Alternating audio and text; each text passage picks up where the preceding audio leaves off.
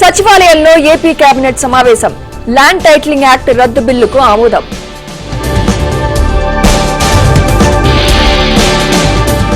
సాయంత్రం AP CM Chandrababu Delhi పర్యటన. ప్రధాని సహా పలువురు కేంద్ర మంత్రులతో భేటీ.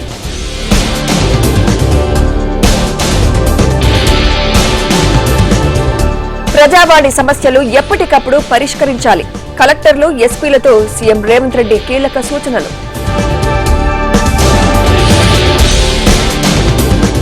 ఎంత భారమైనా ఏకకాలంలో రైతు రుణమాఫీ. రైతన్నకు మీ రేవంత్ అన్న మాట అంటూ సీఎం ట్వీట్.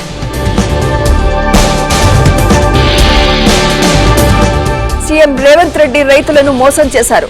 రుణమాఫీ మార్గదర్శకాలపై MP DK Aruna fire. YCP MP Vijayasai Reddy bail రద్దు చేయాలి. టీడీపీ నేత ఆనం వెంకటరమణారెడ్డి డిమాండ్.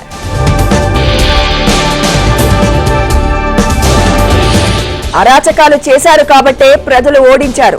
మాజీ మంత్రి బాలినేనికి ఎమ్మెల్యే దామచర్ల కౌంటర్.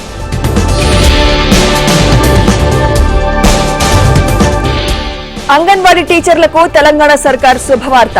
టీచర్లకు, సహాయకులకు retirement benefits.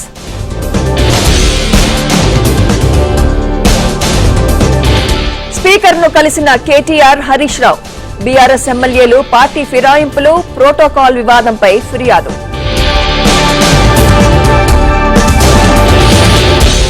Guntur kidney racket కేసులో పురోగతి. పోలీసుల అదుపులో నిందితులు భాషా, సుబ్రహ్మణ్యం.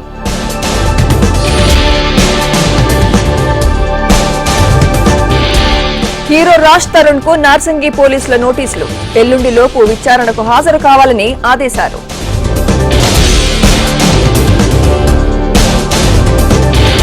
నెల్లూరు రొట్టెల పండుగకు సర్వం సిద్ధం. 1,00,000 మంది పైగా భక్తులు వస్తారని అంచనా.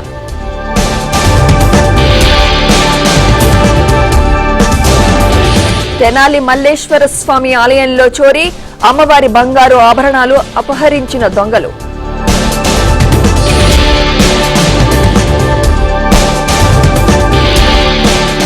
పెద్దపల్లి జిల్లా రామగుండంలో దొంగల హల్చల్. సీసీ కెమెరాలు చూసి పారిపోయిన దొంగలు.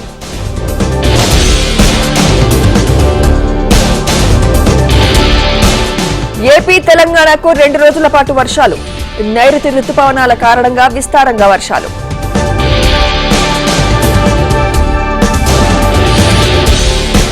హైదరాబాద్ కు భారీ వర్ష సూచన.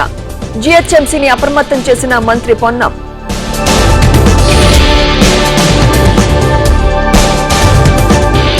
బెయిల్ కోసం సుప్రీంకోర్టును ఆశ్రయించిన మనీష్ సిసోడియా. సిబిఐ, ఈడీలకు నోటీసులు జారీ. విచారణ జూలై 29కి వాయిదా.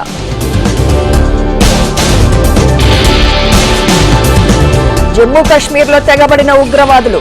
దెస్సా ఏరియాలో 4 జవాన్లు మృతి. అమెరికా ఉపాధ్యక్ష రేసులో ఆంధ్ర అల్లుడు. రిపబ్లికన్ పార్టీ అభ్యర్థిగా జేడీ వాన్స్ ఖరారు.